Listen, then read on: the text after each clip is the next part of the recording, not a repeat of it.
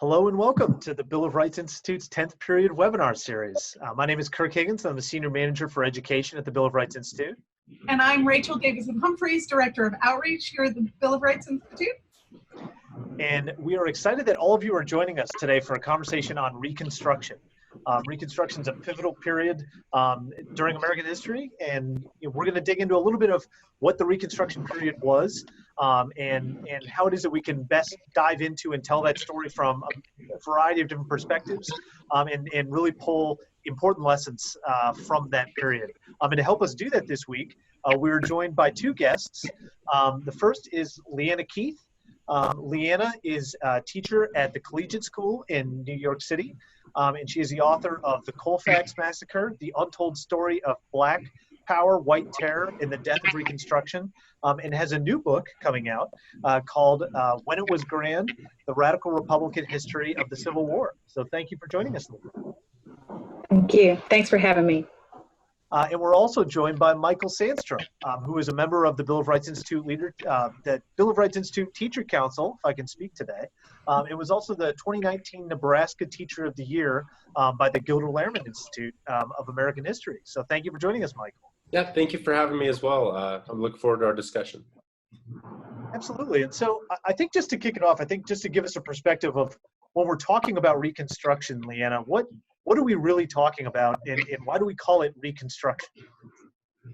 Well, literally, Reconstruction was about the restoration of the former rebellious states to what they called the proper relation with the Union. Especially, it was about seating new members of Congress, which, as the conflict escalated between North and South in Reconstruction, and radicals took control of Congress, those Southern delegations were not seated without preconditions.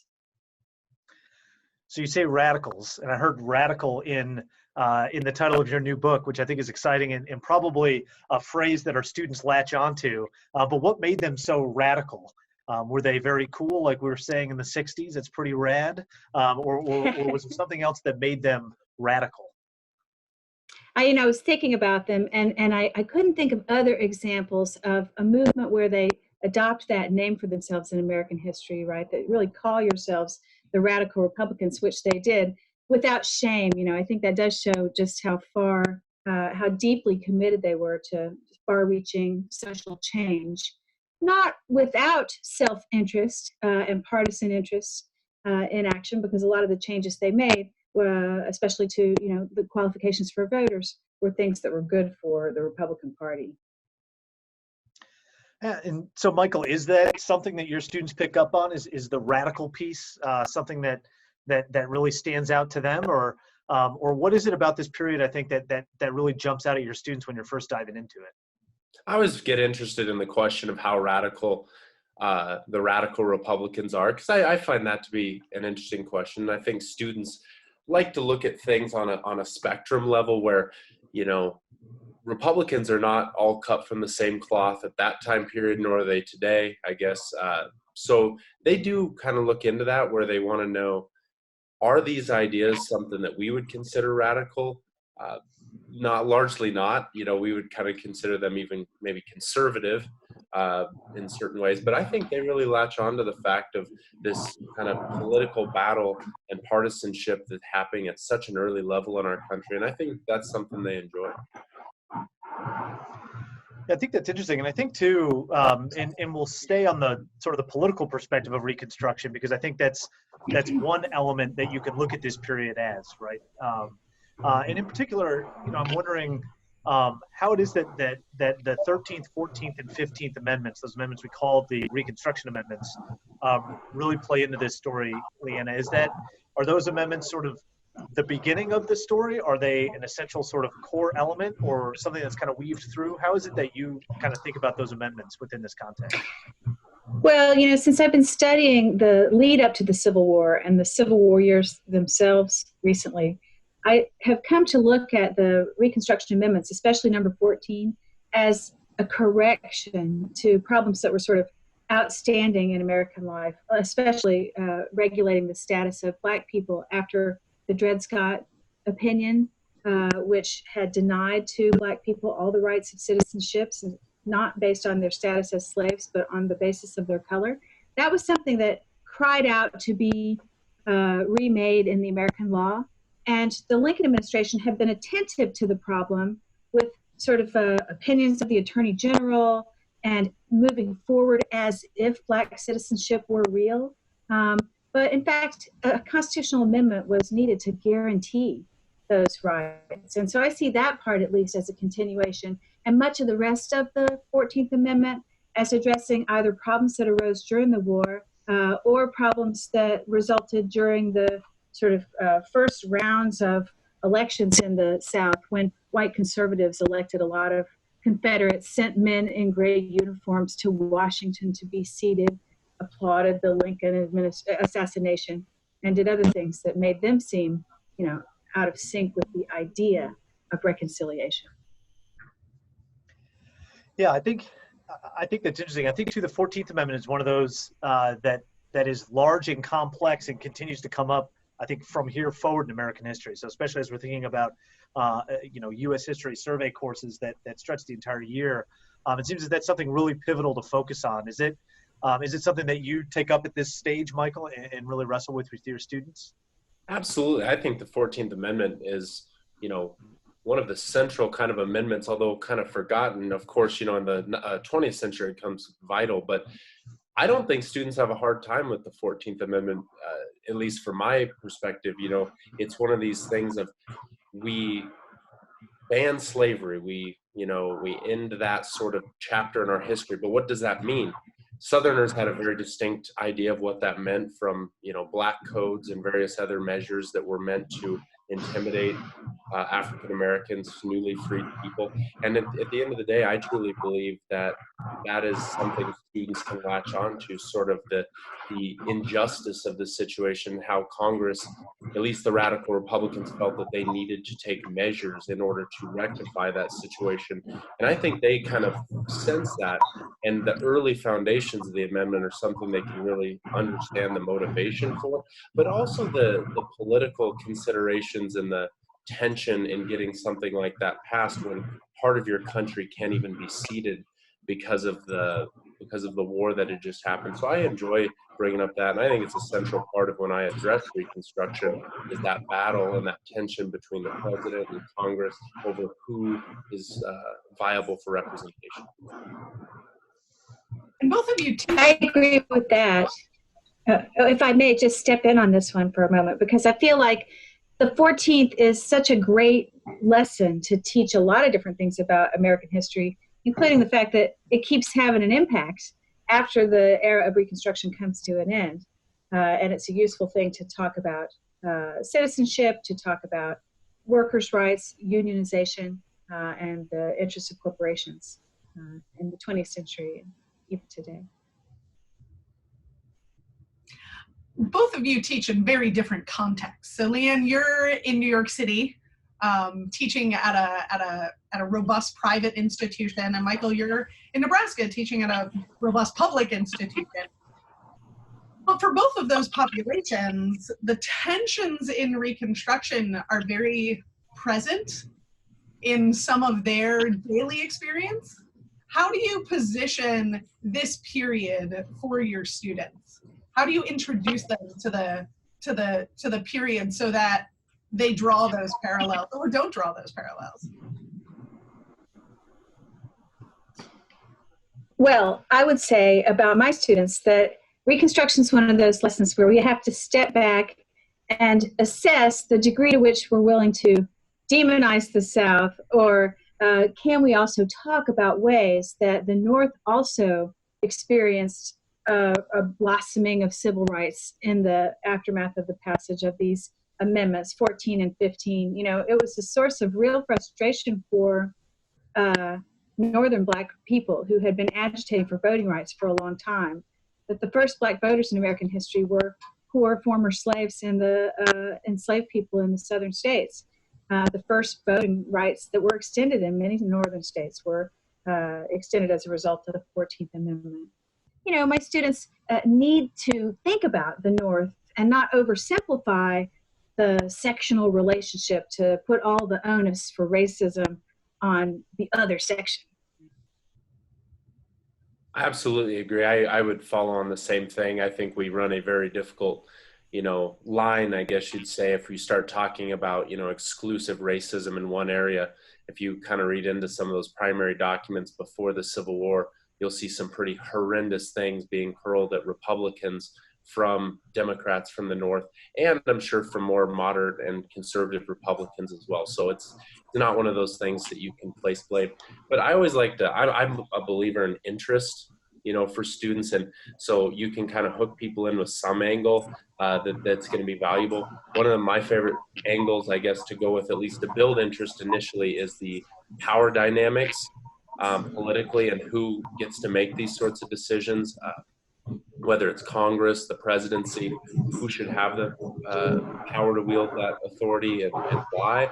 And with Andrew Johnson and his impeachment and all the political issues that went along with that, that's how I approached it this year, was kind of through the lens of impeachment and President Trump along with that. And so I angled impeachment into something, but then tried to backtrack into, we're in very different times, very different circumstances, but let's try to understand another period of impeachment unlike the one we're going through now. And just that's the angle I use for that.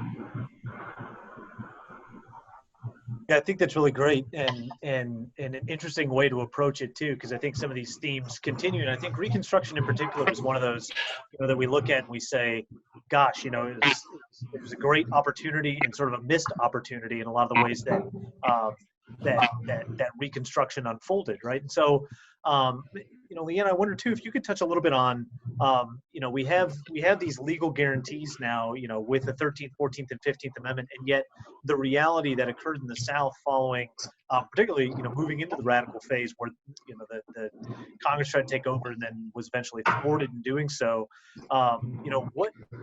What that looked like, and kind of how those tensions unfolded in the South, and perhaps touching on the Colfax Massacre might be a good way of kind of highlighting that, just in really the challenging legacy that Reconstruction leaves us to deal with and to think about, and it's important for students to think about as well. One of the most amazing things about Reconstruction is that in these first elections in 1867 and 1868, when African American men are empowered as voters, voter participation is practically 100%, because the Army was being used to register voters.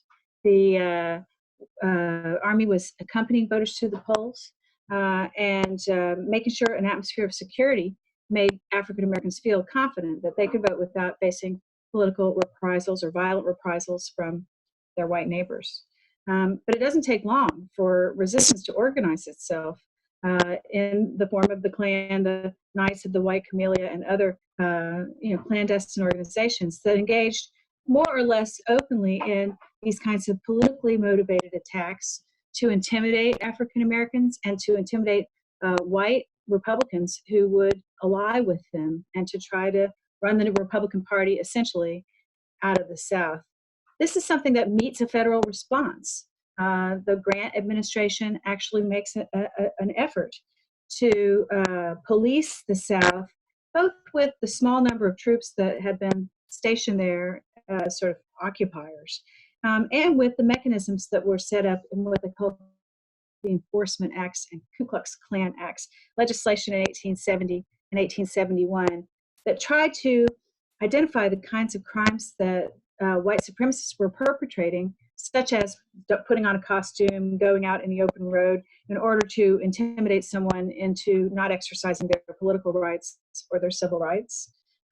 This kind of activity was spelled out as federal crime in these laws. And for a while, they have prosecutions in South Carolina, also in Louisiana, in the aftermath of the Colfax Massacre, to try to bring KKK offenders to justice. Unfortunately, Supreme Court will vacate elements or key elements of those laws and make it so that few administrations were willing to exercise those kinds of powers in behalf of Black voters after 1876. And so, Rachel, I wonder if you have any thoughts on this too. Thinking about that legacy, it's such a difficult thing to approach with students, right? And in ensuring that conversation is healthy, but also that it's still human, and that the real challenges that face us in those stories come out. And so I just wonder if you had any thoughts on, or Michael too, if there's any stories that you tell in your class of how it is that you can approach that kind of story through narrative, and ensuring that, we don't get lost in sort of the political, legal laws that get passed and lose some of the reality of what was actually happening in those southern states during Reconstruction.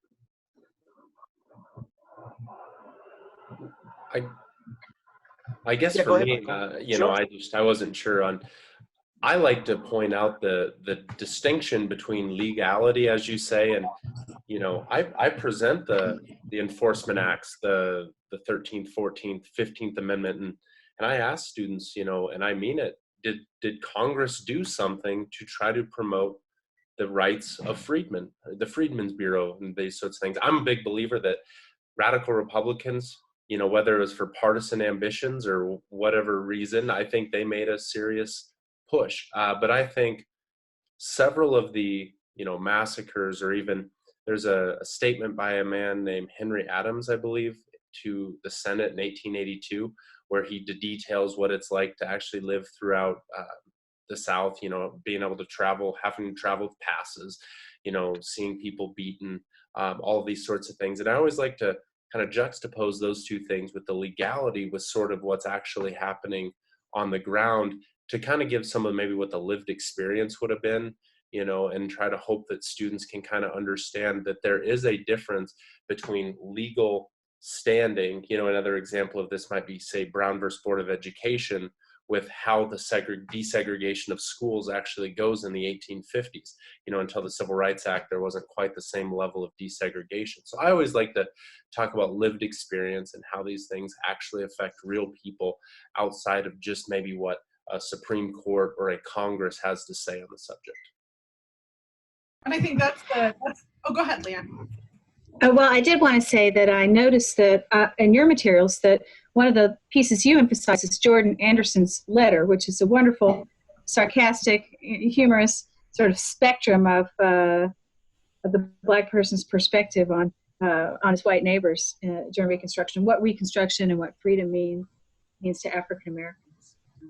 I tell my students also the story of Colfax Massacre to the point that I've become a little bit of a figure of fun. Oh, back to Colfax Massacre we are. Okay. Well, you did write the book, so you have. And I think those are, and those primary sources, like the letter from Jordan Anderson, I think does exactly what you're describing, Michael, which is that humanizing, that lived experience, the idea of that these were real people who had real motivations that were as complex as motivations today. And there was a plurality of them, right? So not everyone who was on either side was on any side for the same reason, right? You had lots of Northerners who were advocating for the enfranchisement of Blacks. You had Southerners who weren't, and the reasons that all of those things were happening were complex. And I think that part of the difficulty for younger people about this period is that complexity. So what do we think so we have culturally responsive pedagogy, right? We want our students to see themselves in our teaching and in the stories that we tell about our teaching. We want to tell their stories that they can identify with. What would you say, in your experience in this period, are some of the best stories that you tell? Jordan Anderson, the Colfax Massacre, but who else do you really see your students understanding the experience of, or really, really feeling a connection to? For me? Yeah. One of my favorite, I'm blanking right now on the name. Okay, there's a source where we talks a lot about education and how people are trying to find, books and reading materials, and how there's kind of this frenzy to get access to resources for education. And I always like to start there with the humanizing, where, you guys may not always enjoy being here at school. These people are 50, 60, 70 years old, and they want to learn to read. They want to write their own names or these sorts of things. And I know that, kids probably just kind of roll their eyes, but I also think that that's maybe an important aspect to understand that, these people are starting for the most part as fairly to very illiterate, with very few skills, and they need to find a way to build themselves up. And so I'm sorry that I'm spacing on the name of what that is, but I really enjoy those resources where they talk about education and where they talk about kind of, as I said earlier, like Henry Adams, where people are, what's actually happening behind closed doors and not just what, these conservative Democrats are in the South are saying. I wish I could help you with that name. I'm not sure exactly what document you're talking about either, but it sounds like the Freedmen's Bureau, which documented so many local schools in their effort to have working facilities and materials for teaching, what is in their curriculum, who are their teachers, especially as resistance to Black education becomes part of the Reconstruction landscape, in the schoolhouses around Colfax, Louisiana. The students had to contend with showing up and finding the building was burned down, showing up and finding human excrement on the teacher's desk. School was a revolutionary setting for people in these circumstances. And so the kinds of songs that you learned, the holidays that you celebrated, the texts that were part of your education, these were all politicized and fiercely resisted, by whites who wanted to protect the inferior social and economic status of their African American neighbors by keeping them in ignorance of mathematics.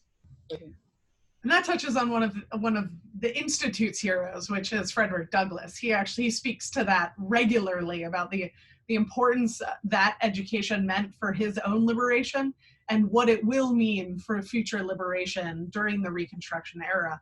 And that's that whole movement of African leaders, of Black leaders who were at the forefront of helping put forward W.B. Du Bois and Douglass and all of their cohort, speak to that importance of education a lot.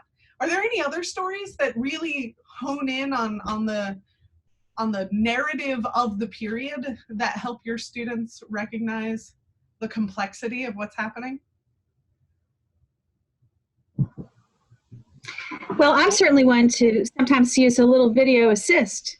And I think that students love to see things depicted cinematically or in documentary films. One of the resources for Reconstruction more recently has been the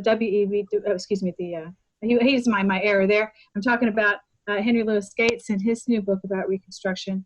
But prior to that, there was only a PBS American Experience, which had 3 storylines, like you're talking about narratives, and they had definitely gone all in on the idea that by telling stories you could understand Reconstruction.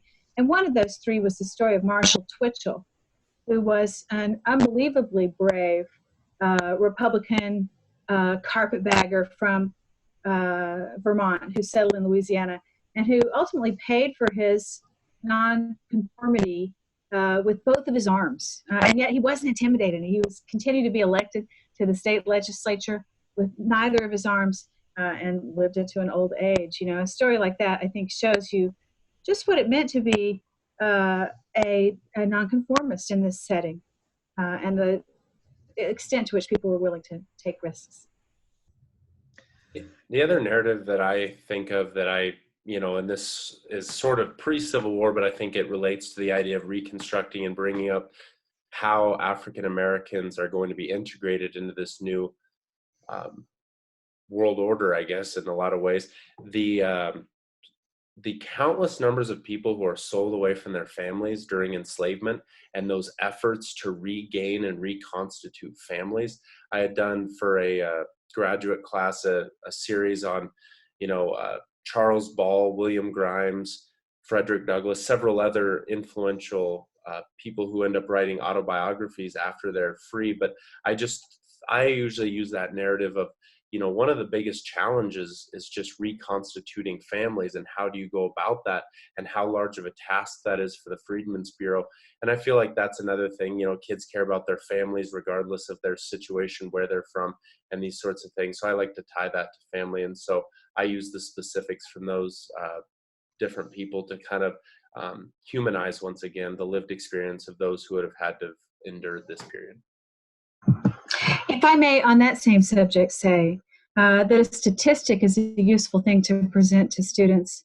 And on Michael's topic of family reunification and what it meant to have been separated, I like to tell my students that in the county that became Grant Parish, where the Colfax Massacre took place, in the immediate aftermath of the war, the Black population dropped from 15,000 persons to just 10,000, as 1/3 of all the people living there departed from that, essentially Western frontier, one of the last places where people were hauled away after being separated by sail from their families. 1/3 of those people bugged out looking for their family, and that's part of how cities grew in the aftermath of the Civil War, and it really changed the landscape of the Civil War that so many African Americans went into motion, many of them in the name of family reconciliation. Yeah, I think that's really powerful, and I think those statistics can really ring out. And I think it's interesting that our conversation has gone sort of these two directions, both in thinking about the legal provisions that sort of laid the groundwork for the growth of civil rights and the recognition, the true recognition of equality, as well as sort of the human factors of what it meant to experience that growth, and that pathway toward freedom is a difficult one in a struggle that requires bravery and is frustrating and horrific at times. And I wonder if we could think about just as we're getting close to the end here, one of the things that I think that this period lends well to is thinking about how we tell these stories and how we tell history generally. So thinking about the historiography of the period. And Reconstruction especially, I think, is one of those that is pretty stark and that we can use to help students think about how history is told in different ways at different times, and how different aspects of society can influence how that history is being told. So, LeeAnna, I don't know if you could give us sort of the highlights of some of that historiography, and then Michael, maybe you could talk about a little bit how you might use that to work with your students and get them thinking historically. You know, one concept that historians talk about is the way the South wins the Civil War. They win a sort of rhetorical battle for moving on from the Civil War, as in a very racist era, the late 19th century, historians, popularizers, the first filmmakers, all become sympathizers with the Confederate cause, and the lost cause idea emerges very early in the post-Civil War era as something really powerful. Historians especially subscribe, and not just Southerners, but the main school of thought that was associated with the sort of pro-Confederate lost cause historiography was based here in New York City at Columbia University. The so-called Dunning School presented a lot of reasons why the federal role in Reconstruction was despicable, why we should have sympathy for Southerners who are being overrun by abusive government.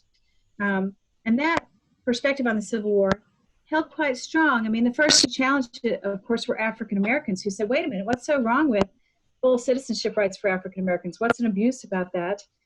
So the great W.E.B. Du Bois, writing in the 1930s, like a supernatural work of scholarship, that he was able to, in the Jim Crow era, travel around to resources and archives around the South and produce this gigantic and definitive history of what was good about Reconstruction. That didn't mean that the field turned on a dime, and in fact, it takes until the 1980s or the 1990s to really definitively purge, especially from things like high school textbooks, the remnants of that sort of lost cause ideology.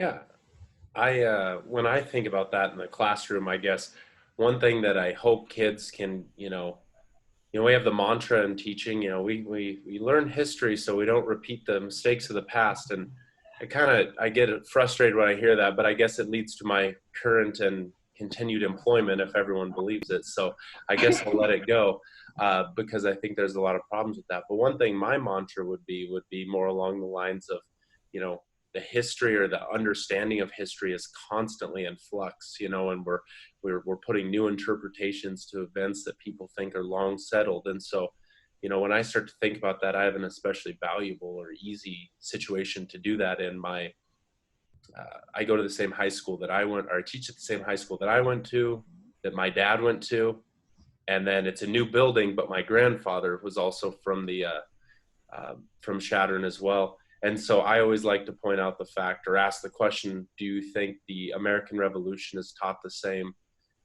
currently, or when I was in school, or when my dad was in school? And I can basically take them from 2020 to 2007, mid 2000s, 1980, 1949. And I think the answer for them is clearly not. And so when we look at Reconstruction, I think that they can understand that we've had an evolution of understanding about how we think of African Americans, how we think of the role of the federal government, and these new kind of perceptions are able to kind of illuminate to students in very stark terms how things change, and you can really do that. And so I just try to do that all the time. That's a major thing.